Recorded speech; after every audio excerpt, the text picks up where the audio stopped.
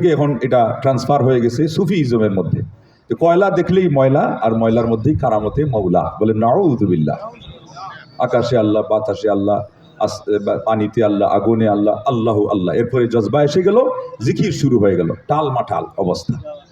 তো আমাদের হলো স্থিতিশীলতার মধ্য দিয়ে ভালোবাসা, যেটা পবিত্র একটা বন্ধন, এটা আল্লাহ রাব্বুল আলামিন আমাদেরকে স্মরণ করিয়ে দিচ্ছেন যে যারা প্রথম দিকে যারা আমাদের অগ্রজ ছিলেন ইমানের মধ্যে, তারা চাই মুহাজির হোক চাই আনসার হোক, আল্লাহ রাব্বুল আলামিন তাদেরকে এই ভূমিকা রাখার জন্যে প্রশংসা করে বলতেছেন যে তাদের জন্যে তিনি প্রস্তুত করে রেখেছেন এমন সমূহ জান্নাত, যার তলদেশ দিয়ে প্রবাহিত নদী নালা, নদ নদী, এটা আল্লাহ রাব্বুল আলামিন, এবং তারা সেখানে থাকবে চিরস্থায়ীভাবে।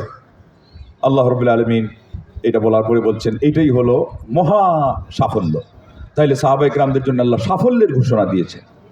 সূরা বাইয়িনা এর শেষ আয়াতে আল্লাহ বলছেন রাদিয়াল্লাহু আনহুম ওয়া রাদু আন। আল্লাহ রাব্বুল আলামিন তাদের উপর সন্তুষ্ট হয়ে গেছেন, আর তারাও আল্লাহর উপরে সন্তুষ্ট হয়েছে।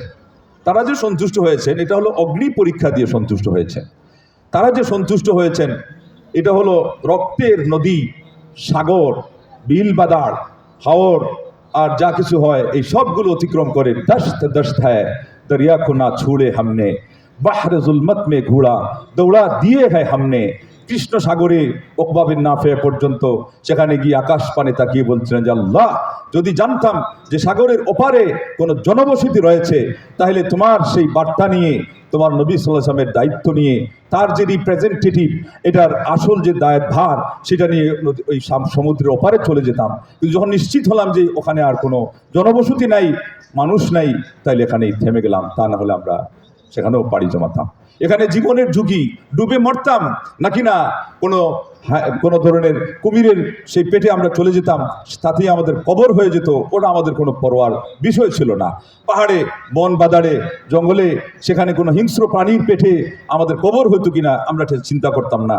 এই সেই সাহাবারা, তারা আমাদের জন্যে এই সব অগ্নি পরীক্ষা দিয়ে তারা সেই সাহাবী হয়েছে, এবং আল্লাহ রাব্বুল আলামিন তাদেরকে এই সার্টিফিকেট দিয়েছেন। এবং জ্ঞানী একজন বলেছেন যে যতই কিছু হোক সাহাবায়ে কেরামদের জন্য একটাই আয়াত যথেষ্ট, আল্লাহর পক্ষ থেকে একটাই সার্টিফিকেট যথেষ্ট যে তিনি তাদের উপর সন্তুষ্ট হয়ে গেছেন। আর কিছু লাগে? আজমতে সাহাবা পে यही बात है काफी वो अल्लाह से रादी है আল্লাহ उनसे रादी। উর্দুভাষী কবি এই জন্য এখান থেকেই বলেছেন সাহাবাদের সম্মানের জন্য এই কথাই যথেষ্ট যে মহান আল্লাহ তাদের উপর সন্তুষ্ট, আর তারাও আল্লাহ বিধানের উপর সন্তুষ্ট। সেখানে কোথায় কষ্ট, কোথায় আয়েশ হারাম, তারা সেগুলো দেখেন নাই। জীবনপণ সবগুলো নিয়ে তারা মরিয়া হয়ে এই দিন সংরক্ষণ করেছেন, এই দিনের জন্য লড়েছেন, এই দিনের জন্য যারা যান যেভাবে দেওয়ার দিয়েছেন, আর যাদেরকে আল্লাহ রাখার রেখেছেন, যতদিন যেভাবে রাখার তারা সন্তুষ্ট চিত্তে থেকে এই দিনের পয়গাম ও পরবর্তী উম্মাহ পর্যন্ত পৌঁছিয়েছেন, তারাই হয়েছেন সাহাবা। তারা যেই সেই কোনো মানুষ না। সেই জন্যে ইমাম বুখারী রাহিমাহুল্লাহ তার কিতাবের 17 সিরিয়ালে, ইমাম মুসলিম 74 সিরিয়ালে, নাসাই 5019 সিরিয়ালে, ইমাম ইমাম আহমদ বিন হাম্বল 12369 সিরিয়ালে বলেছেন যে আয়াতুল ইমানি হুব্বুল আনসার ওয়া আয়াতুল নিফাকি বুগদুল আনসার। সাহাবায়ে কেরামদেরকে ভালোবাসা এটা হলো ইমানেরই নিদর্শন, আর সাহাবায়ে কেরামদেরকে ঘৃণা করা এটা হলো মুনাফিকের নিদর্শন। কোনো মুমিনের অন্তরে সাহাবায়ে কেরামদের সঙ্গে ঘৃণা আসতে পারে না, এবং আমাদের সালেফে সালেহিনরা তারা সেই পথ রুদ্ধ করে দিয়েছেন। রবি ইবনে হুসাইনকে কেউ জিজ্ঞাসা করেছিল যে কিছু বিষয়ে তো আমাদের এসে যায়, জঙ্গে জামাল, জঙ্গে সিফিন, আরও কিছু বিষয়, উনি একটা দীর্ঘ শ্বাস ছেড়ে দিয়ে মাথা উঁচু করে এরপরে বললেন যে তোমরা শোনো, সাহাবায়ে কেরামদের এই সব বিষয় যখন আসে তখন তোমরা আল্লাহর হাওলা করে দিও, আর বলে দিও যে ইহদিনী লিমাখতুলিফা ফীহি মিনাল হাক্কি বিইذনিক ইন্নাকা তাহদি মান তাশাউ ইলা সিরাতিন মুস্তাকিম। আল্লাহ যেটা মতানৈক্যপূর্ণ বিষয় হয়ে গেছে, আপনি আমাদেরকে এটার সঠিক পথ বলে দেন, আর কেননা আপনি সঠিক পথ বাতলে দেওয়ার মালিক। কিন্তু এটা নিয়ে তোমাদের মনের ভিতরে কোনো জটিলতা, কোনো কুটিলতাকে স্থান দেওয়ার কোনো অবকাশ নেই, কোনো সুযোগ নেই। কিছু মানুষ আছে যেদের ব্যাপারে বিচার ফয়সালাতে অন্য কেউ যাইতে পারে না, এটা আল্লাহ রাব্বুল আলামিন এদের বাহিরে রেখেছেন। সেখানে গেলেই মুশকিল হবে, মুসিবত হবে, ওভারটাইক হবে, নিজেদের ইমান শেষ পর্যন্ত ধরে রাখা সম্ভব হবে না, এরপরে কোনো সমাধানও আসবে না। জ্ঞানীগণ বলেছেন যে সাহাবায়ে কেরামদের যে সমস্ত বিতর্কিত কথা, এটাতে আমাদের কি গরজটা আছে, কি বিষয়টা আছে, কিছুই নেই। যেটা শিক্ষণীয় বরং সেটা হলো এখান থেকে এড়িয়ে গিয়ে কে ইজতেহাদে ভুল করেছে, কি কারণে করেছে, ওখান থেকে শিক্ষণীয় বিষয়টা নেওয়া। মন্তব্যের তো এখানে কোনো প্রশ্ন নেই, এর কোনো কারণ নেই, যদি মনের ভিতরে কোনো কুটিলতা না থাকে। এই কুটিলতাটা ঢুকিয়ে দিয়েছে কারা? এই কুটিলতা সর্বপ্রথম ঢুকিয়ে দিয়েছে আব্দুল্লাহ ইবনে সাবা আল ইহুদি, ইয়েমেনের সানা শহর থেকে এসে সে ইসলামের দাবি করে এরপরে ওসমান রাদিয়াল্লাহু তাআলা আনহুর প্রতিশোধ নেওয়ার কথা বলে এই দুহাইটা পেড়ে সে করে সাহাবায়ে কিরামদের মধ্যে এই বিষয়টা ঢুকিয়ে দিয়েছে যে না, সত্যের কথা এটা বলতে হবে, অধিকার আদায় করতে হবে, অথচ তার উদ্দেশ্য হলো কালিমাতু হাক্কিন উরিদা বিহাল বাতিল। এই জন্য একটা জিনিস খেয়াল রাখবেন, বর্তমান বিশ্বেও আপনি বাতিলপন্থীকে যদি চিহ্নিত করতে না পারেন, এজেন্ডা খেয়াল করবেন। এজেন্ডা এটা তাদেরই পরিভাষা। এজেন্ডা কি? বর্তমান বিশ্বে সাহাবায়ে কিরামদের দুশমন যারা, তাদের এজেন্ডাই হলো ইসলাম দুশমন যাকে বলা হয়, কোরআনের বিরুদ্ধে করা, আল্লাহ নবী সাল্লাল্লাহু আলাইহি ওয়াসাল্লামকে প্রকারান্ত অস্বীকার করা। এবং আপনারা দেখবেন যে আল্লাহ নবী সাল্লাল্লাহু আলাইহি ওয়াসাল্লামকে কিভাবে কষ্ট দেওয়া হয়। উম্মু সালামা রাদিয়াল্লাহু আনহাকে আল্লাহ নবী সাল্লাল্লাহু আলাইহি ওয়াসাল্লাম সম্বোধন করে বলেন, ইয়া উম্মা সালামা লা তুযিনি ফি আয়েশা। উম্মে সালামা, তুমি আয়েশার ক্ষেত্রে আমাকে কোনো কষ্টের কথা বলবা না। কোনো একটা প্রসঙ্গ আসছিল, কথা বলেছিলেন। এরপরে তিনি বললেন যে তোমাদের মধ্যে কেউ তো আমার লেপ তুষক আমার লেপ বা কম্বলের নিচে থাকা অবস্থায় ওহী তো নাজিল হয় নাই। আয়েশা, শুধুমাত্র আয়েশা আমার সাথে একই সেই আবরণীর নিচে আয়েশা আছেন, ওহী নাজিল হয়েছে। বলেন আল্লাহু আকবার। এটা বুখারী শরীফ 3775 সিরিয়ালে। এরপরে আরেক জায়গায় তিনি বলছেন ইয়া আয়েশা, ইয়া আয়েশা। এটা পরেরটা মুনাদা মুরাখাম করে বলছেন, ওই তা মরবুতা বাদ দিয়ে, হাদা জিবরিল ইউকরিউকিস সালাম। আয়েশা রে, এই তো জিবরিল আল্লাহর পক্ষ থেকে যে ফেরেশতা এসেছেন, তিনি তোমাকে সালাম জানাচ্ছেন। তখন তিনি উত্তর দিলেন। এটা আসছে বুখারীতে 6201 সিরিয়ালে, মুসলিম 2477 সিরিয়ালে। আমার এখানে বলার উদ্দেশ্য কি, যে উম্মু সালামা রাদিয়াল্লাহু আনহা আল্লাহ নবী সাল্লাল্লাহু আলাইহি ওয়াসাল্লামের স্ত্রীদের মধ্যে যারা ফকিহা ছিলেন, আয়েশার পরেই তিনি হলেন ফকিহা, দ্বীনের পণ্ডিত, গভীর জ্ঞানের অধিকারিণী। এবং তার অনেক ভূমিকা আছে। হজ্জের ক্ষেত্রে তিনি পরামর্শ দিয়েছিলেন যে আপনি এইভাবে করে চুল নাড়া করে এটা বিতরণ করে দেন চতুর্দিকে, সবাই দেখে নেক, এত বড় একটা পরামর্শ দিয়েছিলেন। এরকম অনেক ভূমিকা আছে। কিন্তু এখানে আয়েশা রাদিয়াল্লাহু আনহার ক্ষেত্রে বললেন, এই উপদেশ দিলেন এবং কারণও দর্শাইলেন। আল্লাহু আকবার। এটার কারণ আমি যেটা বলতে চাচ্ছি, যে আয়েশাকে কষ্ট দিলে নবীর কষ্ট। এবার আপনার প্রিয় মানুষকে কষ্ট কেউ যদি দেয় তা আপনি কষ্ট পান, তা আল্লাহ নবীকে কষ্ট দিলে কে কষ্ট পাবে? স্বয়ং আল্লাহ কষ্ট পাবে। তো যারা সাহাবাদেরকে কষ্ট দিলে নবীকে কষ্ট দেওয়া, নবীকে কষ্ট দিলে আল্লাহকে কষ্ট দেওয়া। কারণ একদল আমাদের খুব ভালো করে অনেক কিছুই ওরা বুঝে, কিন্তু এটা আর বুঝে না যে কেউ যদি নবী সাহাবায়ে কেরামদেরকে গালি দেয়, অভিশাপ করে, আয়েশা ফিন নার, আয়েশা জাহান্নামী, হাফসা ফিন নার, হাফসা জাহান্নামী, আবু বকর রাদিয়াল্লাহু আনহু মুরতাদ হয়ে গেছেন, ওমর মুরতাদ হয়ে গেছেন, সানামা কুরাইশ, তারা কুরাইশের দেবতা রাফসানজানি এসে আল্লাহ নবী সাল্লাল্লাহু আলাইহি ওয়াসাল্লামের কবরে জিয়ারত করতে আসছে, কিন্তু ওখানে একটু সরে গিয়ে আবু বকর সিদ্দিক আকবর এবং ওমরুল খাত্তাবের কবরে থুতু দিয়ে দিল। এটা কিসের প্রমাণ? তাদের মনের ভিতরে ঘৃণার প্রমাণ। আর কোনো কিছু বুঝায়? উম্মতের সর্বশ্রেষ্ঠ সাহাবাদেরকে যারা ঘৃণা করে, তারা আপনাকে মহব্বত করে বুঝে নাকি? একজন জ্ঞানী বলেছিলেন, যিনি এই পথে শহীদ হয়েছেন, পাকিস্তানের উল্লেখযোগ্য 5 জন আলিম এই শিয়াদের হাতে শহীদ হয়েছেন। একজন আল্লামা ইহসান আলাহি জহির, এবং তার পক্ষ থেকে, তার কাছ থেকে প্রেরণা পেয়ে দেওবন্দি ঘরানার আরো 4 জন আলিম শহীদ হয়েছে। আল্লাহু আকবার। একজন তো আলী হায়দারি, তার নাম আলী হায়দারি, এই জন্য উনি মূলত শিয়া ছিলেন। এরপরে তৌবা করে সুন্নি হয়েছেন, এরপরে এই পথে যুদ্ধ জিহাদ করেছেন। তার সেই পদচারণা দেখে তাকে গুলি করে শিয়ারা তাকে শহীদ করেছে। আরেকজন হলো আপনার আজম তারিক, এই যে হক নওয়াজ, তারপরে জিয়াউর রহমান ফারুকি, এরা সবাই এদের হাতে তারা গুলিবিদ্ধ হয়ে শহীদ হয়ে গেছে। আল্লাহু আকবার। আমরা জানি না যে কোনো বিধর্মী ছাড়া মুসলমান অন্য কারো হাতে এইরকম শহীদ হয়, মুসলমান অন্য কারো হাতে এইরকম আত্মঘাতী হামলার শিকার হয়ে তারা দুনিয়া থেকে বিদায় নিয়ে চলে যায়। আরও কতজন কতভাবে শেষ হয়েছে। মোট কথা, আপনি বলবেন যে সাহাবায়ে কেরামদেরকে গালি দিলেও ওরা আমাদেরকে ভালোবাসে, এই কথা যদি কেউ বিশ্বাস করে, তাহলে পৃথিবীতে তার চেয়ে বোকা এবং বোকার স্বর্গে যে আমরা বলেন বাস করা মানুষ আর কেউ নাই। কিন্তু আমরা আজকে এই যুগেও দেখি অনেক মানুষ, তারা মনে করে অনেক জ্ঞানী, অনেক পণ্ডিত, ইসলামের অনেক তারা শুভাকাঙ্ক্ষী, অথচ এই কথাগুলো তারা বুঝে না। আচ্ছা, আসুন, আল্লাহ রাব্বুল আলামিন বলেছেন, ওয়াল্লাযীনা ইউযুনাল মুমিনিনা ওয়াল মুমিনাত বিগাইরি মাকতাসাবু ফাকাদ ইহতামালু বুহতানান ওয়া ইসমান মুবিনা। সূরা আহজাবের 58 নম্বর আয়াত। কোনো কারণ ছাড়া, একজন দোষ করে নাই, তারপরেও কেউ যদি কাউকে কষ্ট দেয়, আল্লাহ রাব্বুল আলামিন বলছেন যে তারা 2টা অপরাধ করলো। একটা হলো তারা মিথ্যা অপবাদ রটালো, এবং তারা সুস্পষ্ট গুনাহ বুঝা তাদের ঘাড়ে চাপালো। এই গুনাহ, এই যে কাজটা সাহাবা ইকরামদেরকে দোষারোপ করা, তাদেরকে কষ্ট দেওয়া, এই আয়াত তাদের তুলনায় আর কার উপরে বেশি ফিট হবে আমাকে বলে? সাহাবা ইকরামদেরকে অকারণে কষ্ট দেওয়ার তুলনায় আর কার উপরে ফিট হবে? অন্যদের তো তাদের তুলনায় দোষ বেশি এবং ইসলামে তাদের অবদান তুলনাই করা যায় না। ওমর ইবনে আব্দুল আজিজ থেকে আসছে যে যেই ঘোড়ার সাহাবা ইকরামরা উপরে সোয়ার হয়ে যুদ্ধে চলে গেছেন, সেই ঘোড়ার নাকের যে ধুলিকোনা সেটারও উপযুক্ত আমি না। এইভাবে আব্দুল কাদের জিলানী থেকেও আসছে। এই হলো সেই সাহাবাদের শান। এদেরকে কষ্ট দিলে আল্লাহ পাক বলছেন এরা হলো মিথ্যা অপবাদ রটানেওয়ালা মানুষ এবং এরা হলো সুস্পষ্ট আপনার গুনাহ নিজের ঘাড়ে চাপানেওয়ালা মানুষ। এটা সূরা আহজাবের 58 আয়াতে আপনারা পাবেন। বুখারীর হাদিসে আসছে আল্লাহ নবী সাল্লাল্লাহু আলাইহি ওয়াসাল্লাম বলছেন, আল্লাহ পাক হাদিসে কুদসি তার কথাই বলতেছেন 6502, মান আদালি ওয়ালিয়ান ফাকাদ আযানতুহু বিল হারব। যে ব্যক্তি আমার ওলিকে কষ্ট দিল, আমি আল্লাহ তার বিরুদ্ধে যুদ্ধ ঘোষণা করলাম। আচ্ছা, উম্মতে মুসলিমার মধ্যে ওলি, শ্রেষ্ঠ ওলি কারা? কেউ বলতে পারবেন? সাহাবা ইকরামদের চেয়ে বড় তো দূরের কথা, সমমানের কোনো আল্লাহর ওলি আছে নাকি? আল্লাহু আকবার। তাদেরকে কষ্ট দিয়েছে এবং ইমাম কুরতুবী তার ইতিহাসে নিয়ে আসছেন, অনেক দিক থেকে এটা বিশ্বস্ত। একবার ওই সফউইদের আমলে মদিনার আমিরের সাথে, উনিও সফউই ছিলেন না, শিয়া ছিলেন না, কন্ট্রাক্ট করে আবু বকর সিদ্দিক এবং ওমরুল খাত্তাব রাদিয়াল্লাহু তাআলার লাশ তারা তুলবে। এরা শুধু বলতেছে তা না, যেমন বলতেছে তেমনি তারা করবে ভবিষ্যতে, কিন্তু করে ফেলেছে, চেষ্টা করে ফেলেছে। এবং আল্লাহ রাব্বুল আলামিন প্রকৃত ওলিদের কারামত দেখিয়ে দিয়েছেন। এ লোক মসজিদের যে হারিস ছিল, সিকিউরিটি, সে দিতে চাচ্ছিল না, কিন্তু আমির টাকা খাইয়া বলছে যে দিয়ে দিও। তখন পারমিশন দিয়ে সে কাঁদতেছে আর দরজার আড়াল থেকে দেখতেছে, আল্লাহ গো, তোমার নবীর এত বড় সাহাবী আবু বকর সিদ্দিক আর উমর ইবনে খাত্তাবের লাশ তুলে, এরা কেমন অপমান জানি করে, আমি না জানি কোন জাহান্নামে যাই। এত বড় অন্যায় আজকে আমাকে বাধ্য করলো এই মদিনার গভর্নর।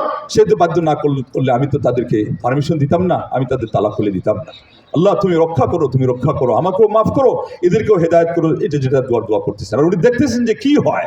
আমরা তো খালি কারামতুল আউলিয়া আছে না, হ্যাঁ, জোটের ভিতর কারামতে মৌলা হলো আল্লাহর সবচেয়ে প্রিয় সাহাবা নবী সাল্লাল্লাহু আলাইহি ওয়াসাল্লাম পরে যারা উম্মতে মুসলিমার শ্রেষ্ঠ শ্রেণী।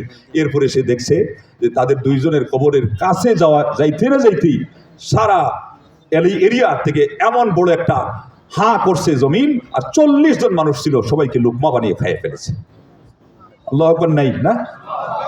জিলানী মায়ের পেট থেকে বের হয়ে বাঘ তাড়াইছে বললে তো চিৎকার দিয়ে লাফাইতে। এটা হলো কারামাতুল আউলিয়া।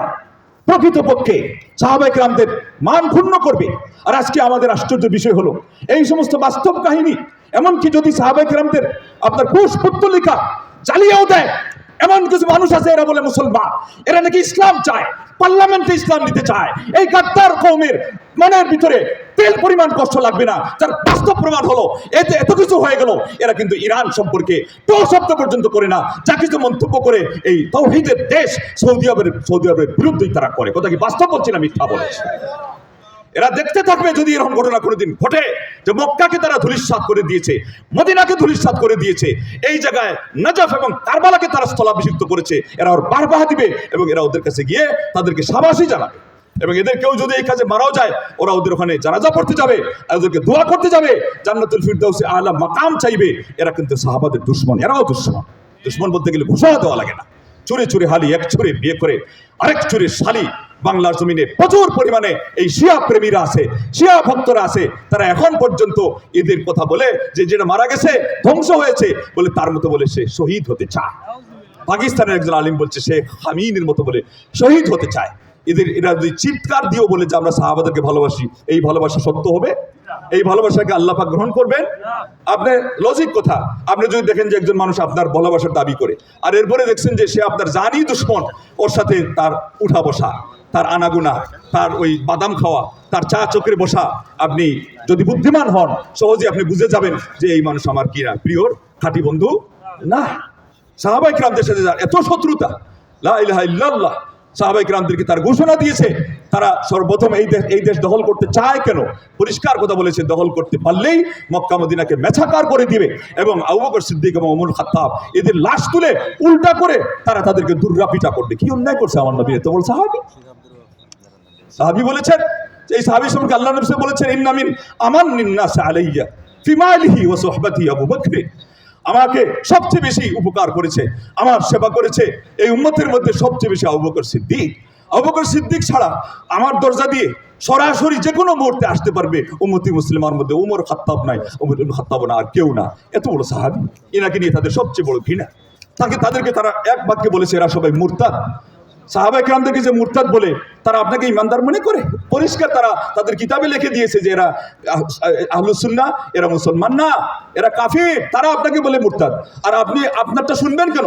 আপনার বাবাকে যে গালি দেয়, এরপরে আপনি আপনার আপনাকে গালি দেওয়ার অপেক্ষা করবেন কেন? আপনি বুদ্ধিমান হলে বলবেন যে ব্যাস হয়ে গেছে, এই লোক আমার দুশমন। আবার আপনার মাকেও গালি দেয় একসাথে। তো মাকে আয়েশা রাদিয়াল্লাহু তাআলা আনহা ওয়া আরদাহা, তাকে কি পরিমাণ গালি দিয়েছে, তাকে কি পরিমাণ আপনার কদার্যতার অলস কালিমার অপবাদ তারা দিয়েছে। তারা বলেছে খালি এটা না, কাশফুল আসরারের মধ্যে খুমেনি বলেছে আমাদের মা আয়েশা রাদিয়াল্লাহু আনহা, তিনি নাকি ঘুরে ঘুরে ফেরি করে দেহ ব্যবসা করতেন। বলেন ইন্না লিল্লাহি ওয়া ইন্না ইলাইহি রাজিউন। কি পরিমাণ ক্ষোভ থাকলে সেও জানে যে এটা আসমান পড়া মিথ্যা কথা, আসমান পড়া মিথ্যা কথা। কেন এই পরিমাণ কথা এরপরে তো মিথ্যা বলতে পারে? শুধুই তাদের মনের ভিতরকার ক্ষোভ যে এরা কেন প্রকৃত মুসলমান দাবি করছে। প্রকৃত মুসলমান তো আমরা, আমাদের সাথে আমাদের রক্তের ধমনীতি আছে সেই আব্দুল্লাহ ইবনে সাবা ইহুদির সেই কণিকা। আর আমাদের সেখানে আছে অগ্নি পূজক। এই যে বললাম এজেন্ডা, তারা শেষ পর্যন্ত অগ্নি পূজার এজেন্ডা তারা নিয়ে আসছে।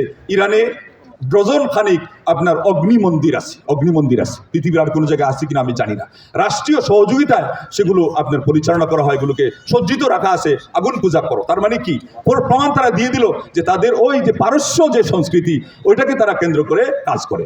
আরবিয়ানদের উপরে তাদের খুব, নবী সহ নবীর সাহাবারা সবাই কি আরবিয়ান না পারস্য ভাষাভাষী? আল্লাহু আকবার। তো এরপরে আবার আপনি মনে করেন যে না, তারা খুব বেশি ইসলামকে ভালোবাসে, ইসলামের জন্য ভালোবাসে। ফিলিস্তিন খালি একটা স্লোগান দিয়ে দিল। কোনো জায়গাতে, কোনো ইস্যুতে, কোনো মিটিংয়ে, কোনো কনফারেন্সে, কোনো জায়গায় নাম কেউ আসতে পর্যন্ত, উপস্থিত পর্যন্ত নাই। আর আপনাকে ধোঁকা দেওয়ার জন্য ফিলিস্তিন ফিলিস্তিন। এর চেয়ে বড় ধোঁকা পৃথিবীতে আর আছে নাকি? বর্তমান বিশ্বে এর চেয়ে বড় মুনাফিকি আছে নাকি? আপনি এটা যদি উত্তর না করতে পারেন, আপনার মধ্যে কোনো ইমানও নাই, বাস্তব জ্ঞানও নাই, আপনার মধ্যে রাজনীতি তো দূরের কথা, কোনো রাজনীতির পর্যন্ত নাই। এই জন্য এই দেশে একটা ডক্টরেট থিসিস করা হয়েছে যে আপনার ব্রাদারহুড, এরা হলো আকিদার মধ্যে তাদের ভ্রান্তি যা আছে, ওল মুফলিসিনা ফি সিয়াসা, রাজনীতির মধ্যে এরা হলো দেউলিয়া। রাজনীতিও বুঝে না। কারণ এটা যদি বুঝতো তাহলে অন্তত এই এজেন্ডাতে এসে, ইরানের এজেন্ডাতে এসে তাদের হেদায়ত হয়ে যেত। কিন্তু এখানে আমরা দেখতে পাচ্ছি বাস্তবে তারা আরো বেশি গুমরা হয়ে গেছে। এবং তারা যে ইরানপন্থী, তারা কোনো তৌহিদবাদী নয়। এখানে এসে শুধুমাত্র তাদের বিশেষ স্বার্থের জন্য তারা দেখায় যে হ্যাঁ তারা তৌহিদপন্থী। আসলে তাদের নারীর সম্পর্ক ইরানিদের সাথে, এবং ওই যারা পারস্য সংস্কৃতি নিয়ে থাকে, আরব সংস্কৃতিকে ঘৃণা করে মক্কা মদিনাকে ভেঙে চুরমার করে দিতে চায়, তারা ওদের সাথেই তাদের নারী সম্পর্ক। এটাই বাস্তবে তারা প্রমাণ দিয়ে দিল। আপনার জন্য যদি এটা যথেষ্ট না হয়, আপনি আরো ইস্তেখারা করেন এবং রাতে তাহাজ্জুদ পড়েন, আর ওই দোয়া পড়েন যেটা হলো আপনার ইয়েতে পড়তে হয় তাহাজ্জুদের মধ্যে, ইহদিনিল মাখতুলফা, যেটা রবি ইবনে খুসাইম বলছিলেন। একবার এক বন্ধু, উনি সুন্নি, শিয়ার বাড়িতে গেলেন। সকালবেলা উঠে, আমাদের তো সুন্নিদেরও দোষ আছে, সুন্নিরা আমল করে না, আল্লাহ সাহায্য করবেন কেমনে, ওই শেভ করতে লাগছে। এবং শিয়া বলতেছে যে দাওয়ায়ে হুব্বে রাসূলুল্লাহ মি কুনি ওরেশ মি তারাশ, তুমি আল্লাহ রসুলের ভালোবাসার দোহাই দাও, আবার দাড়ি মুন্ডাও। সে বলছে রেশমি তারাসম বলে, কিন্তু দিলে রসুলিল্লাহ নবী হারাসম, আমি দাড়ি মুন্ডাই ঠিকই, কিন্তু রসুলের অন্তরে কষ্ট দিই না। ওই দেখেন তাদের ভাষাতেও তারা বুঝতো যে সাহাবাদেরকে গালি দেওয়া এটা হলো রসুল সাহেবকে কষ্ট দেওয়া। ও উত্তর দিচ্ছে ওইটা দিয়ে যে আমি নবী সাহাবাদেরকে গালি দিই না, সুন্নি বলতেছি। আর ও তাকে অভিযোগ কি করছিল যে খালি সুন্নি বলো, আর বলো যে তুমি আল্লাহ রসুলকে মহব্বত করো, তো দাড়ি মুন্ডাও কেন? তো ওইটা তো তার কথা কিন্তু ঠিক আছে। আমাদের সমাজে এক মুসলমান দাড়ি রাখার কারণে চাকরি হারাইলো না, সে ভাইবাতে কিন্তু পাশ করছিল। ওই কোম্পানির লোক বলছিল যে তুমি ফেল। তারা আসলে পরীক্ষা করবে তার দাড়ি নিয়ে, দাড়ি ছিল। এর পরের দিন বলছে যে তুমি ফেল শুধু দাড়ির কারণে, বাকি তোমার সব ঠিক আছে। আগের দিন বলছে, সেই পরের দিন দাড়ি শেভ করে আসছে। আসার পরে তারা বললো তুমি কিন্তু পাশ করছিলা, দাড়ি যেহেতু শেভ করছো, তুমি বলছো তুমি নবীর সাল্লাল্লাহু আলাইহি ওয়াসাল্লামের মহব্বতের কারণে দাড়ি রাখছো, আর চাকরির মহব্বতের কারণে নবীর দাড়ি যখন শেভ করতে পারছো, তোমাকে দিয়ে আমাদের বিশ্বাস থাকলো না, এই জন্য তোমার চাকরি আমরা বাতিল করে দিলাম। তো সুন্নিদেরকে আল্লাহ সাহায্য করবেন কিভাবে? ঠিক তদ্রুপ মার্কামারা কাফিরদের বিরুদ্ধে আল্লাহ পাক আমাদেরকে সাহায্য করবেন কিভাবে? আমরা তো নিজেদের ইমানের উপরে নাই। আল্লাহ নবী সাহাবাদেরকে মহব্বত করা, এইভাবে যারা আল্লাহর প্রিয় মানুষ, আল্লাহর দ্বীনের জন্য যারা মর্দে মুজাহিদ হিসাবে সারা সব কিছু ত্যাগ দিয়েছে, তাদেরকে আমরা তো ভালোবাসি নাকি? আমরা ভালোবাসি না, অন্তর দিয়ে ভালোবাসি না। যেগুলো আমরা ভালোবাসি এগুলো শুধু দাবির কারণে। বিশেষ করে 4 জন খলিফার কথা সালাফে সালেহিনরা বলছেন যে এই 4 জনকে ভালোবাসা, এইটা হলো আপনার কোনো মুমিন এর অন্তরের থেকে মুক্ত থাকতে পারে না। অথচ তারা ওই একজনকে চতুর্থ জনকে নিয়ে নিবে। আর 3 জনকে এমন ঘৃণা করে করে আশুরার দিনে, আপনাদের ওখানে কোথায় কি আছে আপনারা অনেক সময় খবর নিয়ে দেখবেন, আমাদের সিলেটে আপনার ওই যে ইয়েতে আপনার মৌলভীবাজারের ওখানে একটা এলাকা আছে, ওই যে আলী আমজাদের বাড়িতে, সেখানে তারা এটা পালন করতে গিয়ে 3টা ফাঁসি তারা রেডি করে 3 জন খলিফার নাম দেয়, এরপরে একটা একটা করে আঘাত হানে আর বলছে যে বেটা আবু বকর, ছাগল বলে আবু বকর। মানে আসল কথা হলো যে মানুষ যখন ওই অন্যায় করে তখন তার বুদ্ধি বিবেক হারিয়ে যায়। আল্লাহু আকবার। এরপরে আঘাত করে দিয়ে তারা অ্যাকশন নেয়, এইভাবে করে আপনার যে ফিরোজ, যেটা ওমর খাত্তাব রাদিয়াল্লাহু আনহুকে শহীদ করেছে, ওর ওখানে তারা প্রত্যেক বছর দিবস পালন করে এবং সেখানে তার কুশপুত্রিকা এটা তারা তৈরি করে ওটা অগ্নি দিয়ে জ্বালায়। মানে ও যে জুলুম করলো এতেও তাদের রাগ মিটে নাই। তার মানে এই যে এই ফিরোজ যেটা হত্যা করছে, এদের সাথে এগুলো সবগুলো আরো বড় ফিরোজ, যেগুলোর রাগ এখনো থেকে গেছে, বরং বড় ফরিজের জন্য ও তো হত্যা করলো। তো 1 বছর যাবৎ বিষ দিয়ে এই ধারালো অস্ত্রকে সে ধার দিয়ে এরপরে ফজরের নামাজের সময় গিয়ে তাকে আঘাত হেনে মাটিতে ধরাশায়ী করে ফেললো প্রায়, এরপরে তো মারাই গেলেন। অথচ এরা এখন পর্যন্ত তাদের রাগ থামলো না।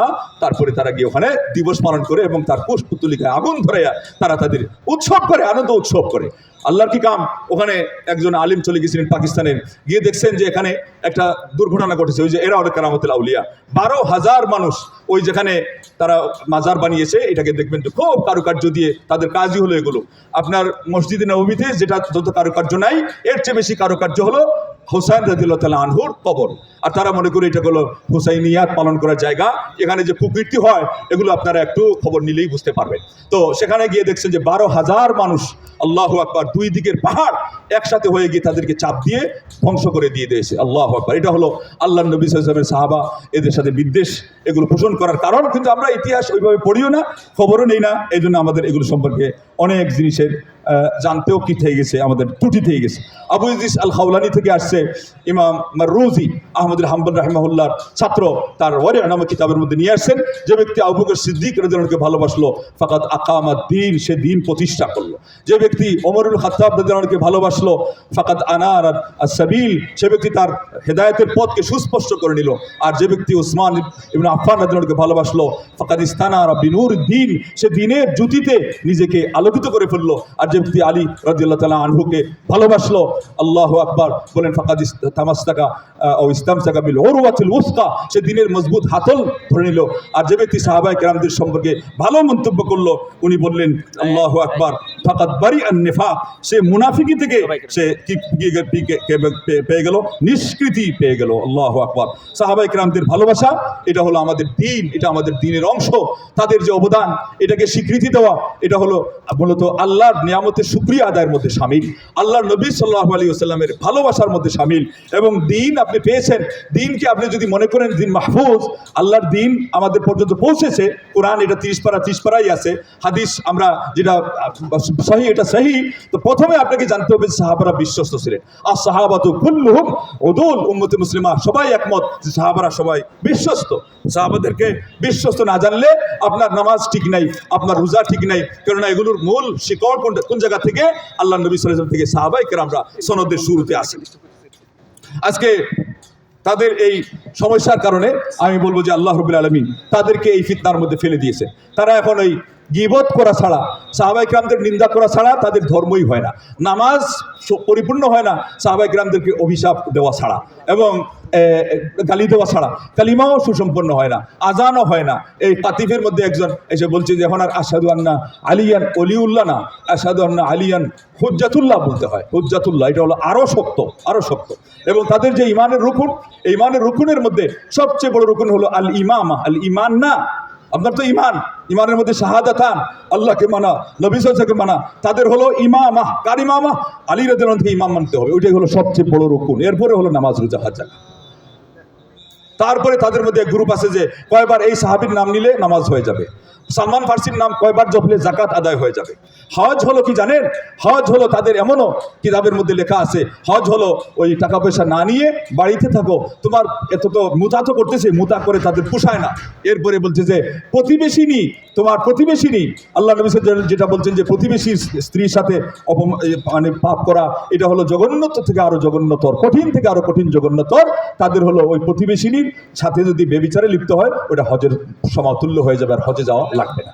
এখন অনেকে বলে যে এরা হজে আসে কেন ভাই, এরা অনেকে হয়তো সুন্নি অথবা তাদের ওই সমাজের মধ্যে কিছু আম পাবলিক আছে, এরা এগুলো বুঝে না, ওই হাওয়ার উপরে চলতেছে এই জন্য আসে। আরেকটা হলো আন্তর্জাতিক এবং আপনার ওই যে রাজনৈতিক কিছু বিষয় আছে, ইস্যু আছে, কূটনৈতিক কিছু বিষয় আছে, এদের এইগুলোর ভিত্তিতে তাদেরকে পারমিশন দেওয়াই লাগে, এই জন্য তারা দিতে বাধ্য। এবং ভিতরের খবর তো অনেক সময় মানুষ জানে না, এরপরে ফিতনা বাঁচবে, তাই না? এই জন্য ফিতনা থেকে বাঁচার জন্য তারা এগুলো পারমিশন দিয়ে দেয়। তো যাই হোক, আমরা শেষের দিকে এসে গেছি। সাহাবায়ে কেরামদের ভালোবাসা এটা আমাদের ইমানের অন্তর্ভুক্ত, এটার উপর আমরা একমত নাকি? কিন্তু ভালোবাসার কিছু তারবিয়তও আছে। ইমাম মালিক রাহিমাহুল্লাহ বলেছেন যে কানা সালাফু ইউআল্লিমুনা আওলাদাহুম হুব্বা আবি বকর ওয়া উমর কামা ইউআল্লিমুনা সূরাতা মিনাল কুরআন। সালাফে সালেহিনরা তাদের সন্তানদেরকে মালিকের 15 পৃষ্ঠায় ইমাম মালিক রাহিমাহুল্লাহ বলছেন যে সালাফে সালেহিনরা আবু বকর সিদ্দিক এবং ওমরুল খাত্তাব ইনাদের ভালোবাসার ট্রেনিং এবং বাস্তবে তাদেরকে তারবিয়ত দিতেন এমনভাবে যেমন কোরআনুল কারীমের একটা সূরা পড়িয়ে দিতেন। আল্লাহু আকবার। এই জন্য আগে একজন বলছিলেন যে শুআয়ব ইবনে হারব, যে আবু বকর সিদ্দিক এবং ওমরুল খাত্তাবকে ভালোবাসা তাওহীদকে ভালোবাসা সমতুল্য। এটা কি কারণে? যে তাদের সাথে এটা সম্পৃক্ত হয়ে আছে। আল্লাহর নবী সাল্লাল্লাহু আলাইহি ওয়াসাল্লামের পরে আপনাকে তাওহীদ বুঝিয়ে দেওয়ার সনদের প্রথম গুড়াতে যে লোকগুলো আছে তাদের প্রথম হলেন আবু বকর সিদ্দিক, তারপরে হলেন ওমরুল খাত্তাব রাদিয়াল্লাহু তাআলা আনহু, এবং মহিলাদের মধ্যে হলেন উম্মুল মুমিনিন আয়েশা রাদিয়াল্লাহু তাআলা আনহা এবং উম্মু সালামা রাদিয়াল্লাহু তাআলা আনহা ওয়া আরদাহা। তো আমাদের পুরুষদেরকে এই সমস্ত সাহাবাদের জীবনী পড়তে হবে, তাদের সাথে সম্পৃক্ত হতে হবে। এবং শুনছেন আবু ইদ্রিস আল খাওলানি বলছেন যে তাদের কোনজনকে ভালোবাসলে আপনার মধ্যে কি স্বভাব আসে। তার মানে এক বাক্যে সকল সাহাবাদেরকে যারা ভালোবাসতে জানবে তাদের মধ্যে সাহাবাদের স্বভাব আসবে। আজকে যে আপনি বলতেছেন আপনি ত্যাগী হবেন, আপনি ইসলামের জন্য এটা করবেন, সাহাবাদের যদি ভালোবাসা অন্তরে না থাকে আপনার জানতে কচুও হবে না, কলা পাতাও হবে না, কিছুই হবে না। এটা হবে আপনার মার্কামারা ইসলামের, যেটা হলো রাদিতু লাকুমুল ইসলামা দীনা, কোরআনের ইসলামের কোনো কিছুই হবে না। এবং আমরা বাস্তবে দেখতে পাচ্ছি এই সমস্ত কত ইসলামের ধ্বজাদার, এদের মাধ্যমে সবকিছু হচ্ছে, স্লোগান হচ্ছে, মিটিং হচ্ছে, মিছিল হচ্ছে, ইসলামের রাজনীতি হচ্ছে, পার্লামেন্টে ঢুকাও হচ্ছে, সরকারি ক্ষমতা পর্যন্ত হাতে আসা হয়েছে। সুদানে দেখা গেছে, আল জাজিরায় দেখা গেছে, মিশরে দেখা গেছে, এখানে দেখা গেছে, সেখানে দেখা গেছে, ইসলামের পশু কলাপাতা ছাড়া কিছুই হয় না। আর আমাদের দেশে আপনারা যা দেখতে পাচ্ছেন, আগামীতে অপেক্ষা করেন আরো অনেক খারাপ কিছু হওয়ার। আল্লাহর কসম আরো অনেক খারাপ কিছু হবে, কেননা তারা ইসলামটা বুঝেই নাই এবং ইসলামের রাজনীতিও তারা আয়ত্ত করতে পারে নাই, আর ইসলামের যে আকীদা বিশ্বাস এগুলোর সাথে তাদের সম্পর্ক রাখে নাই। তাদের একটা বড় গ্লানি হলো যে আকীদার ক্ষেত্রে তারা হলো সাহাবায়ে কেরামদের সাহাবায়ে বিদ্বেষী, এবং আকীদার ক্ষেত্রে তারা হলো শিয়াপন্থী। সাহাবাদেরকে বিদ্বেষ করা, তাদের ব্যাপারে তুচ্ছ-তাচ্ছিল্য করা, এটা হলো তাদের মাযহাব, এটা হলো তাদের আকীদার বড় বড় একটা দিক। আর সাহাবাদেরকে ভালোবাসা এটা হলো আমাদের আকীদার একটা চ্যাপ্টারের গুরুত্বপূর্ণ বিষয়। হামাদ ইবনে আতিক আগের জয়ের মক্কার ইমাম বলছেন যে কোরআন কারীমের মধ্যে তাওহীদের পরে সবচেয়ে বেশি এবং শক্তিশালী আয়াত আসছে আল ওয়ালা ওয়াল বারা। কে কাকে আপন জানবে, কে কাকে পর জানবে। আপনার সারা পৃথিবীর মধ্যে আল্লাহ নবীর পরে সবচেয়ে আপন কে? সাহাবারা। এদের মধ্যে শীর্ষে কে? আবু বকর সিদ্দিক। তাদের সবচেয়ে বড় শত্রু আবু বকর সিদ্দিক। আসুন বুখারী শরীফের হাদিসটা দিয়ে শেষের দিকে চলে আসছি 3688। আনাস রাদিয়াল্লাহু আনহু বললেন, যা একজন সাহাবী এসে জিজ্ঞাসা করলেন না কিয়ামত কখন হবে। আল্লাহ নবী সাল্লাল্লাহু আলাইহি ওয়াসাল্লাম বললেন যে তুমি প্রস্তুতি কি নিয়েছো? বলছে বেশি নেই নাই, আমি আল্লাহ রাসূলকে ভালোবাসি। তখন আল্লাহ নবী সাল্লাল্লাহু আলাইহি ওয়াসাল্লাম বলছেন যে তুমি জেনে নাও যে ফাইন্নাকা মা মান আহবাবতা, তুমি যাকে ভালোবাসো তোমার হাসর নসর ঠিকানা তার সাথে হবে। তখন তিনি বললেন যে মা ফারিহনা বাদাল ইসলাম ফারহান আসাদ্দা মিন কাউলিন নবী সাল্লাল্লাহু আলাইহি ওয়াসাল্লাম। আল্লাহ নবী যে সুসংবাদ দিলেন যে তুমি যাকে ভালোবাসছো তার সাথে থাকবা, এই কথা ইসলাম গ্রহণ করার পর এই কথা শুনে আমরা যত আনন্দিত হয়েছি তার চেয়ে বেশি আমরা আনন্দিত আর কোনো দিন হয় নাই। ফাআনা উহিব্বুল্লাহ ওয়া উহিব্বুন নবী ওয়া উহিব্বু আবু বকর ওয়া উহিব্বু ওমর ফাআরজু আন আকুনা মাআহুম ওয়া ইল্লাম আ'মাল বিআমালিহিম। আমি এদেরকে ভালোবাসি, আমি আশা করি আল্লাহ পাক আমি ছোট সাহাবী হলেও তাদের সাথে আল্লাহ আমাকে ঠিকানা দিবেন, যদিও বা আমি তাদের মতো আমল করি না। কার সাথে জান্নাতে যেতে চান? নবীর সাহাবাদের সাথে। কি রকম আল্লাহর পথে শহীদ হতে চান? সর্বপ্রথম যারা মডেল সাহাবা, নাকি না অন্য কিছু? অন্য কিছুতে পা দিবেন শেষ হয়ে যাবে। বিশেষ করে এর বিপরীত, বিশেষ করে যারা তাদেরকে ঘৃণা করে, তাইলে জান্নাতে যেতে চান সাহাবাদের সাথে, তাদেরকে ভালোবাসেন, তাদের পদাঙ্ক অনুসরণ করেন। আল্লাহ নবী সাল্লাল্লাহু আলাইহি ওয়াসাল্লাম সাহাবাদের নাম মুখস্থ করেন। 4 জন খলিফার নাম তো অনেকেই জানেন, আমাদের বাচ্চাদেরকেও আবু বকর সিদ্দিক ওমর দিয়ে এটা একটা রুট বোঝানো হয়েছে। আশারে মুবাশশিরিন বিল জান্নাহ 4 জন খলিফা, এরপরে আবু উবাইদা ইবনে জাররাহ, তালহা ইবনে উবাইদুল্লাহ, তারপরে আয-যুবাইর ইবনে আওয়াম, আব্দুর রহমান ইবনে আউফ, সাদ ইবনে আবি ওয়াক্কাস, সাঈদ ইবনে যায়েদ। এদের নাম মুখস্থ করেন। আপনাদের বাচ্চাদেরকে বলেন যে একসাথে তুমি এদেরকে বলো এবং এদেরকে তুমি ভালোবাসো কিনা আমাকে তুমি ওয়াদা দাও। এইভাবে করে আল্লাহ নবী সাল্লাল্লাহু আলাইহি ওয়াসাল্লামের সাহাবাদের ভালোবাসার তালকিন দিবেন। সালাফে সালেহিনরা যদি কোরআনের সূরার মতো তারা সাহাবাদের ভালোবাসার তালকিন দিতে পারেন, আপনি আমি তো আজকে এগুলো করি না, সেজন্য আমাদের সমাজ থেকে এই জিনিসগুলো উচ্ছেদ হয়ে গেছে, উৎখাত হয়ে গেছে, উঠে গিয়েছে। ইয়া নাইয়াল ইসলামে কম মানা কাদ জালা উরফুন ওয়া বাদা মুনকারু। ওহে ইসলামের জন্য আত্মনাদকারী, যদি প্রকৃতপক্ষে তুমি মুসলিম হয়ে থাকো এবং তাওহীদ এবং সুন্নাহ ভিত্তিক ইসলামকে তুমি তোমার মধ্যে তুমি ফিট করতে চাও, তাহলে তুমি দাঁড়িয়ে যাও। কেননা আসল যে ন্যায়, আসল যে সত্য, আসল যে হক, আসল যে ইসলামের আদর্শ, সেটার আজকে আলোর আভা নির্বাপিত হয়ে গেছে এবং বাদা মুনকারু আজকে নিষিদ্ধ কাজ, ইসলামের গর্হিত কাজ, সেটা সমাজে তার সয়লাভ হয়ে যাচ্ছে। এটা দিয়ে ইসলামের নাম দিয়েও কিছু করতে পারবে না, আর ইসলামের বিরুদ্ধে করে তো এটা পারবেই না। বরং নাম দিয়ে যারা যেটা করে এটা আরো ক্ষতি করে। এই জন্য ইমাম বুখারী রাহিমাহুল্লাহর ফতোয়াটা শোনাচ্ছি। উনি বলছেন যে রাফিজি শিয়া ওই যুগে যারা ছিল তাদের পিছনে উনি ইক্তেদা করতে মানা করেছেন। বলেছেন এদেরকে ইহুদি এবং খ্রিস্টানের স্থলাভিষিক্ত জেনে আমি বললাম যে রাফিজি শিয়াদের পিছনে ইক্তেদা হবে না। আর এখনকার যারা খোমেনির পর থেকে ওরা ওই রাফিজি না, আরো মারাত্মক রাফিজি। তার মধ্যে বড় একটা দিক হলো এজেন্ডাতে সুস্পষ্ট হয়ে গেছে যে তারা ইসলাম দুশ্মন কি পরিমাণ। ভারতে যেমন হিন্দুরা হলো জনম দুশ্মন বলা হয় একটা উর্দু ভাষা, ঠিক শিয়ারা হলো জনম দুশ্মন। খালি সুন্নি বলবেন ওই কারণে যে এর অপোজিটে শিয়াটা আসে, তা না হলে আসল সুন্নি তখন ইসলাম। ইমাম আল্লাহু আকবার বারবাহারি অথবা আরেকজন যিনি আসেন লালকাই, তারা সুন্নাহ কিতাবের প্রথম বান যেটা যে আপনার ধারা তার মধ্যে নিয়ে আসছেন ইলাম আন্নাল ইসলাম হুয়াস সুন্নাহ ওয়াস সুন্নাতা হিয়াল ইসলাম। জেনে রাখো ইসলামই সুন্নাহ আর সুন্নাহই ইসলাম। ইমাম ইবনে কাইয়্যিম রাহিমাহুল্লাহ বলছেন ইলাম আন্না আযমান নিআমি আলাল ইতলাক আল ইসলাম ওয়াস সুন্নাহ। তিনি শুধু ইসলাম বলতে পারতেন, কেন বললেন যে সুন্নাহ সহ। আর এই সুন্নাহ দিয়ে আজকের আমি এটা মিন করব, এটা হলো শিয়া মতবাদের বিপরীতে। সুন্নাহ হলো ওইটাই ইসলাম, যেটা ইসলামই হলো সুন্নাহ। এই সুন্নাহ ছাড়া কোনো ইসলাম নাই, যেটাকে আল্লাহ বলছেন ওয়ারাতিতুল্লাকুম বল ইসলাম আদিনা। আল ইসলামের আর্টিকেল দিয়ে আল্লাহ ওইটাই বুঝিয়েছেন। আল্লাহর কাছে ওইটাই মনোনীত ধর্ম। ওই ধর্মের জন্য হাঁটি হাঁটি পা করে একটু করেন, আকীদা শুধরান, পরিবার হিসেবে বাস্তবায়ন করেন, আমল শুধরান, দোয়া কালাম জিকির আজকার এগুলো প্র্যাকটিস করেন, পরিবার হিসেবে বাস্তবায়ন করেন। এরপরে আল্লাহ যতটুকু শক্তি দিয়েছেন, সামর্থ্য দিয়েছেন, নিজের সমাজে আশেপাশে বন্ধু বান্ধবের মধ্যে প্রচার করেন। এটাই হলো আপনার দিন কায়েম করা। আল্লাহ নবী সাহেব হাদিস নামাজের কারণে যদি বলেন যে ফাকাদ আকামাদ দ্বীন, নামাজ কায়েম করলে দিন কায়েম করা হয়। এখানে আবু ইদ্রিস খাওলানি যদি বলেন আবু বকর সিদ্দিককে ভালোবাসলে আকামাদ দ্বীন হয়, তাহলে দিন কায়েমের আরেকটা যে অর্থ আছে ওটা ভালো করে শিখে নেব। এটাই হলো সিগনিফিকেন্ট পূর্ণ অর্থ, যেটা হলো সালেফে সালেহিনরা নিয়েছেন কোরআন থেকে এবং সুন্নাহ থেকে। আল্লাহ পাক আমাদেরকে ওইভাবে দিন বুঝার তৌফিক দান করুন, যেভাবে দিন বুঝলে সাহাবা সালেফ এবং তাবিনদের আদর্শের উপরে দিনটা বোঝা হয়। এক বাক্যে এটাকে সালেফ সালেহিনদেরকে দিয়ে বোঝানো হয়। আর এছাড়া আরও যত মতবাদ আছে, যত পথ আছে, এগুলো থেকে আল্লাহ আমাদেরকে হেদায়েতের আলো দিয়ে হেফাজত করেন। এই অন্ধকার থেকে আল্লাহ পাক আমাদেরকে উদ্ধার করেন। তামাম জাহানের মুসলমানদেরকে আল্লাহ ভালো রাখেন, হক এবং হকপন্থীদেরকে আল্লাহ বিজয় দান করেন, দুনিয়া আখিরাতে আল্লাহ আমাদের কামিয়াব করেন, জান্নাতুল ফিরদৌসের অধিবাসী করেন। আমিন।